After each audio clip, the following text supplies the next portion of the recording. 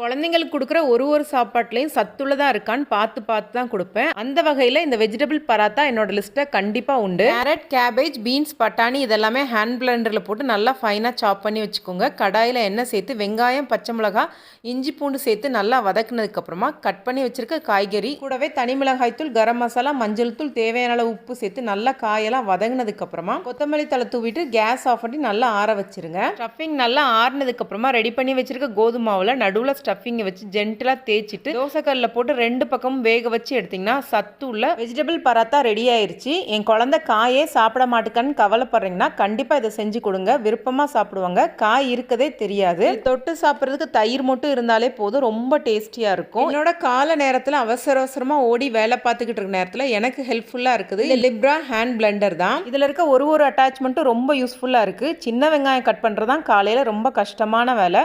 2 செகண்டில் அந்த வேலையை எனக்கு முடிச்சு கொடுத்துருது. கீரை கடையிறதுக்கு மிக்ஸி ஜார் எடுக்க வேண்டிய அவசியமே இல்லை. வேக வச்ச பாத்திரத்தில் ஈஸியாக கீரை கடைஞ்சு எடுத்துடலாம். வாரத்தில் 3 நாள் குழந்தைங்களுக்கு நட்ஸ் மில்க் ஷேக் கொடுத்துருவேன். காலையில் இந்த வேலையை நிமிஷத்தில் எனக்கு ரெடி பண்ணி கொடுத்துருது. இந்த மாதிரி ஈஸியாக பல வேலை செய்யக்கூடிய ஹேண்ட் பிளெண்டரோட லிங்க் வேணா லிங்க்னு கமெண்ட் பண்ணுங்க. இது அமேசானில் அவைலபிளாக இருக்கு. மாயா 05 கூப்பன் கோடை யூஸ் பண்ணிங்கன்னா உங்களுக்கு 5% டிஸ்கவுண்ட் கிடைக்கும். இது க்ளீன் பண்ணுறது ரொம்ப ஈஸியாக இருக்குது. அதே நேரத்தில் காம்பாக்டாக இருக்கனால கவுண்டர் டாப்லேயே வச்சுக்கலாம். கண்டிப்பாக செக் பண்ணி பாருங்க. நன்றி, வணக்கம்.